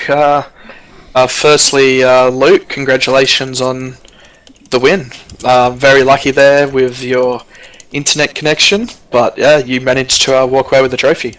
How'd your race go? Yeah, thanks, Dave. Very lucky with that, and probably first of all, I should have really apologised to Glenn Postlethwaite. In the first handful of laps there, my internet was just lagging shocking and ended up rubbing the wall, and unfortunately it put him into the wall and ended his race. So super sorry to Glenn there, and anyone else that I sort of put off with my dodgy internet, which hasn't been that common lately, but tonight was on fire. Yeah, we noticed that you were dropping out, especially in that second safety car. We thought that you were actually going to full drop out from the server, and you only popped back in coming down the down Conrod there. So you're very lucky there, and even in that last stint, we were kind of talking between ourselves, going, be interesting to see if he disappeared on that last lap. And was it for us? You only reappeared coming out of the chase, so another 15 seconds, and Blake could have stolen your trophy there. Yeah, for sure. And one lap there, I disappeared at turn 1 and reappeared back at the chase, and then on the last lap I got a 4-second slowdown, which just wouldn't clear. I mean, it seems like you're driving in the middle of the road, but with that much lag, I suppose it's not registering you there. So when I popped up and Blake was 1.3 seconds back, I thought, geez, that was lucky. But anyway. Yeah, we did notice that you that gap had closed up, so yeah, you're extremely lucky there. So other than that, how'd the rest of the race go after, say, the first stop and fighting through the field? Yeah, I mean, the race was really 40s and Ryan O'Sullivan, our teammates, but I actually, with that damage that I got when I clipped the wall with Glenn, Brenton, our team manager, said for me to pit and get a fast repair, and luckily he did, because that's how it turned out in the end there with the stop. And unfortunately those boys were just about to pit on that lap with the safety car come out, so they would have cleaned up the race, but I suppose that's the way it goes sometimes. Yeah, it's a bit of a shame about that. Did you spoke about you had a bit of damage? Was it a bit of steering suspension damage from the wall hit? Yeah, a bit of steering damage and just down on top end. So I let Riley, our teammate, by and waited a couple more laps so I could make sure I made it on fuel, and ducked in, got the fast repair, and was hoping for a sort of top 10 after that. But yeah, the way the cards fell, it turned out pretty well. Yeah, you would have been cheering when that second safety car came out and you popped out there. I was cheering, but I was also a bit sort of put off with what I did with Glenn there. It's really unfortunate. He could have even won the race with his position. So a bit of a hollow one there, really. Yeah, he did. I'm pretty sure he did about 5 flips there. So I don't know that I saw that. I'm not sure if the broadcast called that. So yeah, his car did look a little second-hand, but unfortunately, that's racing. So I'll move over to Blake. Congratulations on your second place. How'd your race go?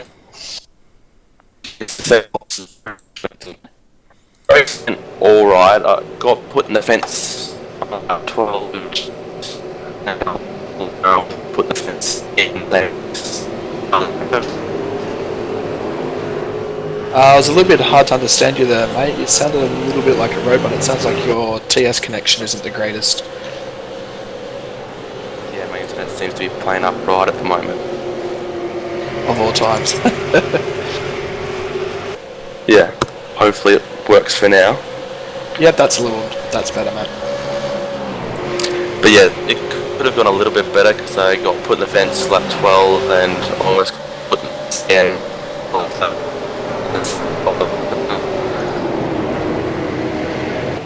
Okay. Yeah, it broke up a little bit again, but yeah, it sounds like you had a little bit of an eventful race there. So. Yep. When I get put in the fence, it worked out well for strategy because I came in.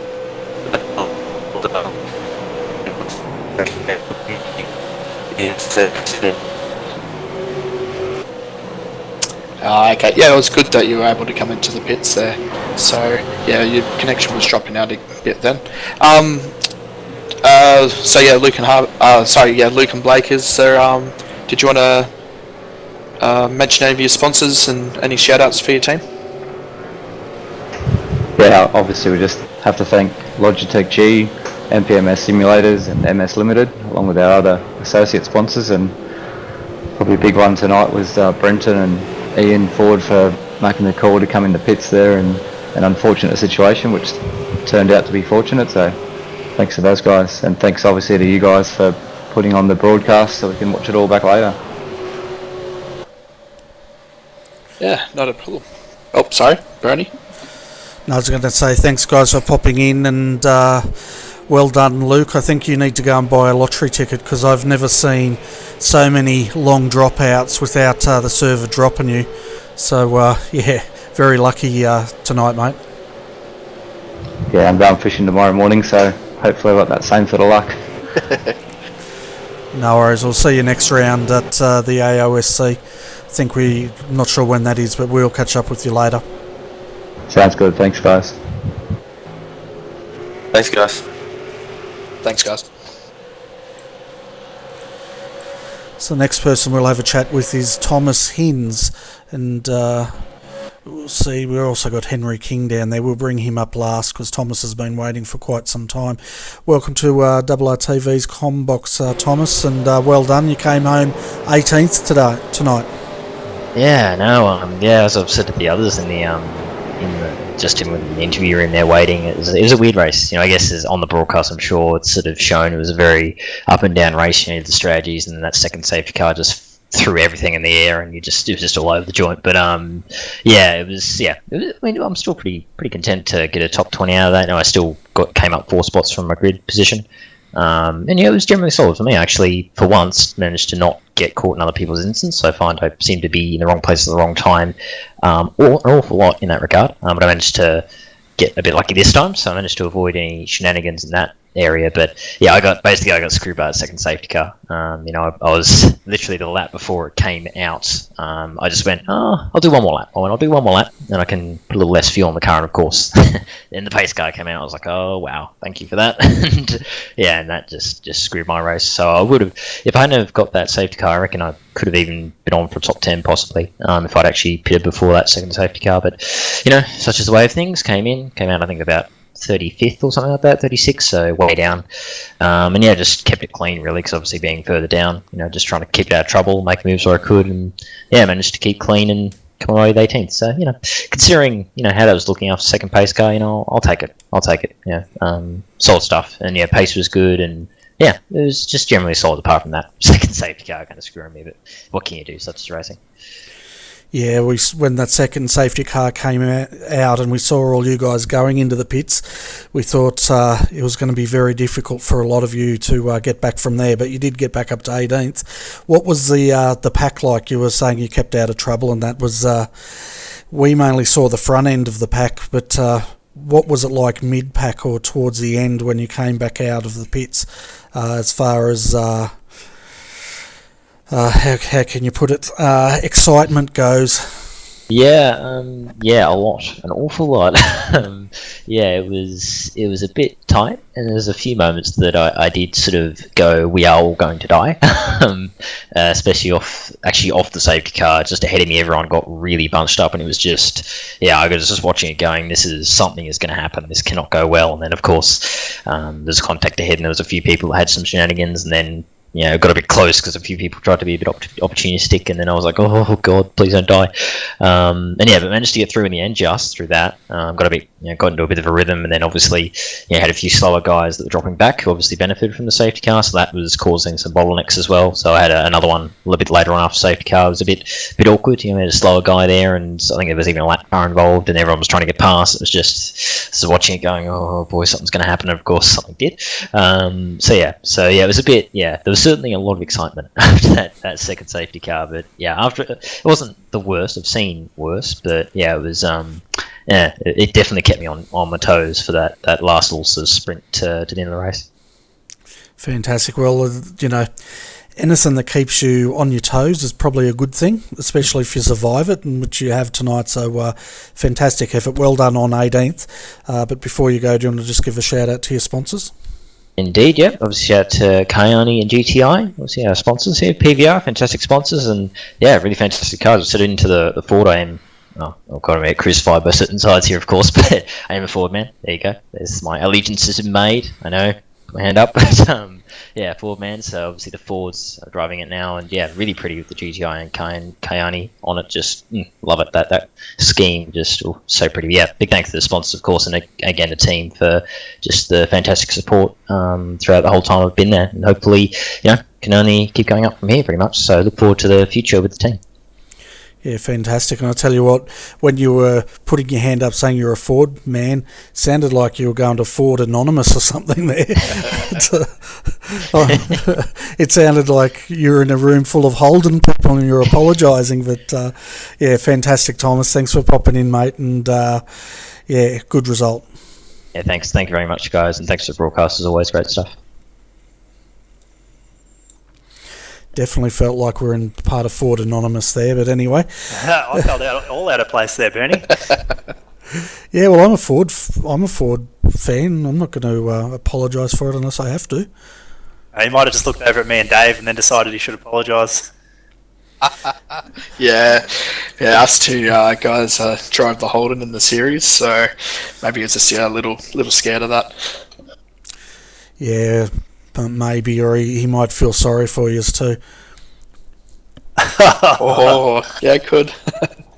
Anyway, before this gets too personal, we've got Todd Parks down there. We'll bring Todd up and have a bit of a chat. You might as well bring them both up. They're both sort of in the same team. All right, well, I'm going to hand this over to you guys because we've got Henry King down there. I know you guys were good to give him that race-winning car, but I think you've got to break the news to him that he might be polishing a few cars to make up for it. Yep, no worries, we'll do. Hey, Todd. Hey, Henry, how's it going? That's good. That's the way. Well done, Todd. I was very impressed.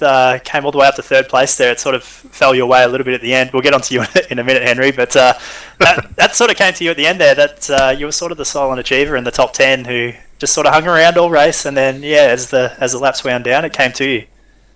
Yeah, tried to keep my nose clean, but I've got to thank Henry actually because he did hold back. He was behind me for a fair while there, and I had a few internet dramas very early on. So I was even giving Luke a bit of a run for a while. Then I got frame rate issues, had to drop back. Thought I was going to drop out. And, but no, it's a very noisy race, but it was good fun. You probably caught it on the replay a few times. Almost lost it. Yeah, that entry into turn 2 there, that was very, very well handled and committed. I think I described that one to Bernie as close as you get to wrecking without actually wrecking. That was a pretty good save. We were impressed by that. Yeah, it was good fun. Now, Henry, you had a really good race. Obviously, you jumped in one of our cars for the night, which was good, and it all came unstuck for you on the last lap. Yeah, I got to say, up until that, Jordan's rocket was pretty good. Yeah, well, that was going to be my main question, was how'd you find the SSR gear? I might have to order a chassis or two, I think. Oh, ripper. Yeah, we're talking about it because it's got a few dents in it now that you might have to come over to the shop and get out the hammer and spend some time fixing it up. I think conveniently the ANZ Motorsports panels should bolt straight on. Ah, perfect. Sounds great. Must be made from the same jig. I think they come out of the same factory, yeah. So how did you guys find the race overall? It was obviously a lot of action going on, strategies, things like that. How did you guys find it? I did my usual, just watched what the guys in front of me did, and I pitted when they did. And, a few of the other guys had different strategies, so at one stage Posy was flying in the air and landed on top of me. So I didn't know whether I had severe damage, but I know Richard had a pretty good run. He got damaged early and then pitted early and went. So I listened to all the other guys, but I just went about halfway, just did over halfway, pitted and went. So just as I said, trying to keep your nose clean and paid off. How about for you, Henry? You were at the front near the end, so how did your strategy play out? I tried to pit a little bit earlier than the guys in front of me, including Todd. Managed to come out and battle with some of the back markers, which lost me a bit of time and ended up right back where I started when I pitted. So just put the head down and a few of the guys came together and push came to shove, and myself and Todd worked our way up to the front. Yeah, I think you're one of the hard luck stories there with the way that it ended in the last lap there, because you were at the front, deserved a good result, and obviously Posy was another one who had a shocker after he got sent over the fence at the top of the hill. But yeah, all in all, I think that the SSR and ANZ cars were pretty good tonight. So good result for the team, and yeah, it was a good race to watch. It was certainly interesting, and watching all the strategies play out was very, very interesting to watch. But I guess before you guys go, did you want to throw a shout out to the sponsors on the team, if you can remember them all? Yeah, obviously Eaton on my car, and CSR. Speedy Shop, all the other guys out there, and SSR team and ANZ for the setups. Thanks, guys. I just got to give a general shout out to SSR and Jordan for lending me the championship winning car that I nearly didn't bend. Very good. Oh, thanks guys for coming up. Yeah, we'll see you at the next round. Cheers, guys. Thanks for helping out. And what I didn't tell Henry was while that interview was going on, the viewers were treated to the super slow-mo spin of Mr. King, and very unfortunate that occurred, because he was looking for a good position up until he had that contact with Jeff Rayleigh, which spun him around. But let's have a look at the final results, folks, so you can see where your favourite driver finished. So tonight's win goes to a very lucky Luke Harvey, who won over his teammate Blake Neck in second. Todd Parks comes home in third with Jeff Rayleigh fourth, Ian Ford fifth, Williams sixth, seventh was Stratford, Blurton finished 8th, 9th Clowett, and rounding out your top 10 was Riley Blythe. So that's how those guys finished the top 10. We did have a number of retirements as well tonight, and once I get rid of Hit the wrong button again. A couple of retirements from tonight's event was Bailey Hall retired. He was our first retirement. Also lost Glenn Postlethwaite after that incident at the top of the mountain, and Sean Thompson also retired. I'm not sure if Adam Highland did retire, but he was... he did. He did, so we lost him.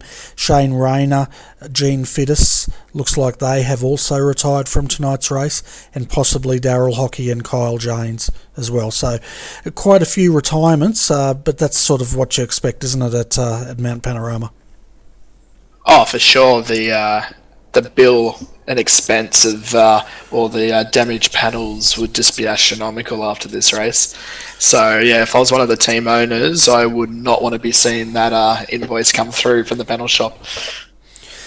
Yeah, well, a few of the fans, if they go down behind the pits, they might find some of these crumpled panels with for sale signs on them, because I know Mr. Gary Rogers used to do that, didn't he? He'd get the wreck back, strip it down, and then sell off all the bits and pieces. I reckon after this race, you'd just about be able to go down there and pick up an entire car. There was a few that hit the wall really hard out there tonight. Yeah, you could probably nearly build a half a laser car after that. Yeah. Well, there was a lot of carnage, but I tell you what, I was expecting the big one tonight, and it just didn't happen. No, I was the same actually. At the start of that race, with that many cars, I was expecting a 15, 20 car pile up at some point. And although we had a few big crashes, we didn't have too many that had a large number of cars involved, which was a surprise and a testament to the guys out on the track who obviously gave each other a little bit of room. Oh, it certainly is. Like, as I was saying at the start of the broadcast, we had how many actually took to the grid? 50 cars took to the grid tonight, and not to have a massive accident here at Mount Panorama, that is great testament to all the guys and their driving and just how they approached tonight's race, and with the right mindset, which is why we've only had, 5 retirements and not 25 or 30. Yeah, that's right. And it meant it was better for us with the viewing as well, because we didn't have the entire race rolling around behind a pace car. Yeah, exactly right. So, guys, thanks for coming up tonight. It's always a pleasure having you both in the booth here and calling this race. Hopefully you both enjoyed it, and you can sort of, after the event, go and see Mr. King and get him to start writing out some checks, I think. Yeah, even that, or a few, a bit of beer economy. Fantastic. Well, we're just about into week 13. I think it starts next Tuesday, but before then, folks, we do have the final round of the Skip Barber Monday Lights on Monday night, and it's closing up big time with the racing there, so there's still 5 guys that can take that championship out during that race. So if you like your open wheeler action, definitely tune in for that race, 9:15pm Australian Eastern Daylight Savings Time. Apart from that, I think we don't have that much on next week. I'll have to check to see if we've got the Corvette C7s on. Do we have the Corvettes, Dave? I'm not too sure. I haven't got the memo to see if that's on yet. Sorry. Okay, no worries. So we'll basically play it by ear, because it is week 13 next week, so I'm expecting there'll be a bit of a break in the broadcast. Interesting to hear what iRacing had to say, guys. I'm not sure if you picked it up. They were talking about whether dirt will be in the next release or not. They've come out very decisive and said they are not sure. They can't say it's definitely not in the build, and they can't say it's definitely not out of the build. So they're just sort of making sure that they're happy with it to be released. They did say a lot of testing's being done. They've been having a lot of fun, but they just want to make sure it's right. So it could be an interesting release if dirt does come out. But what's your take on it, guys? Do you know much more about it, or? I know that certain Brenton is ecstatic that it's coming out soon, because I know that he very much likes dirt, and he'll be loving it once that comes out. Yeah, I was going to say, you know me, Bernie. I'll be all over it once it comes out. I'm following it along fairly closely, and what you said there pretty much hit the nail on the head. They haven't decided one way or another if it's going to come, which is quite strange this close, but it's obviously right on the edge of being ready enough for them to put it out. So time will tell. And obviously they announced another track this morning as well, our time, with Volusia Speedway Park coming, as well as the other couple of tracks they've already got lined up. But I'm looking forward to it. I hope that it comes next week, because it'd be good fun. But at the same time, we want to see them do it properly, so they'll release it when they're ready. Yeah, and I'll tell you what, you'll appreciate this, Brenton. Those cars in that video, they look so at home, didn't they, in the dirt sliding, the sprint car and the looks like a super saloon or whatever you'd call it, just the way they're sliding through the corners, just looked awesome. Oh yeah, it did. It looks like they've done a good job of it. Obviously, the fidelity of the graphics and everything is far better than any other speedway type of game out there anywhere. So what it looks like visually is very good, but as we know with iRacing, they spend a lot of time working on physics and all that sort of stuff as well. So it looked spot on to me. So I'm keen to get in there and have a go. I'm looking forward to it. Yeah, me too. I might jump all over that as well and have some dirt track action. A few people will probably notice on the video that there was no dust in there, but I think they've probably modelled that around most speedway tracks are watered in, throughout the night, so they've probably done it that way, but who knows. We'll find out when it comes out, and either way it does look good. Those sprint cars look really good, and it should be a lot of fun. Yeah, I'm actually looking forward to that, and also their next dirt allotment with Rallycross. That's what I'm secretly hanging out for, because I've grown up doing a lot of motorcarners and carnicrosses in real life, and can't wait to and even a bit of the dirt rally stuff on the sim. So can't wait to get behind one of the 600 horsepower Fiesta little Rallycross cars. Yeah, I reckon they'll be fun, but I reckon it'll be absolute carnage. But then again, that's what Rallycross is like. It's not carnage, but it's hard racing, probably very hard racing, and we'll definitely see that on the service when that eventually gets here. But it's going to open a new chapter either way in iRacing, bringing dirt to the service, and I'm sure there'll be a lot of Speedway fans that'll enjoy it, and either watching it, if it gets broadcast, or racing in it.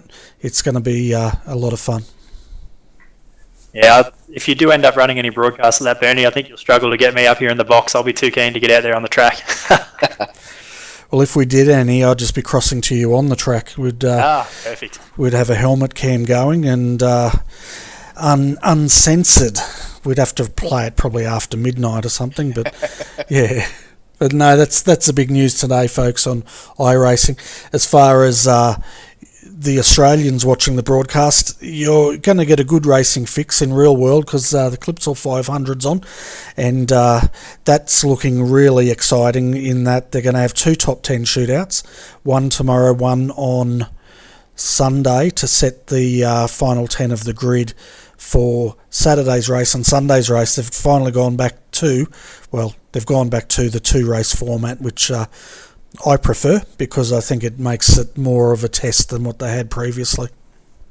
Yeah, it's good to see it back to its original format, and this is actually the first year in probably about 3 years that I'll actually be able to watch the races live, because I've usually been at Bathurst itself, competing on the track at the New South Wales Hill Climb Series that happens to run on this weekend. That usually clashes with Adelaide.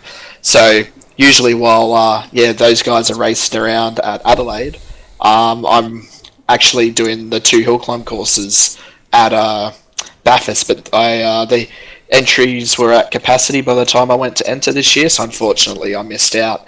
But it's always, even in a slow car that I compete in, it's always brilliant to get to have a high-speed crack at Mount Panorama in real life. Yeah, is that the one where you start at the top of the hill and race, or is it the dirt?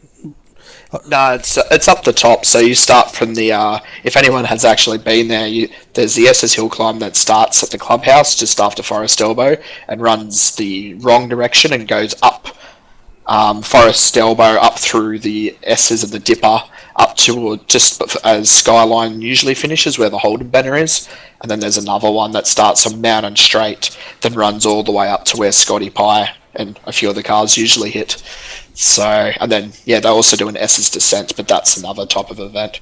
So you do the S's and then halfway down Conrod. So even in my little pulsar, I'll say that quietly, even down Conrod, I got up to about 180 kilometers an hour, which is that's cranking in one of those little cars.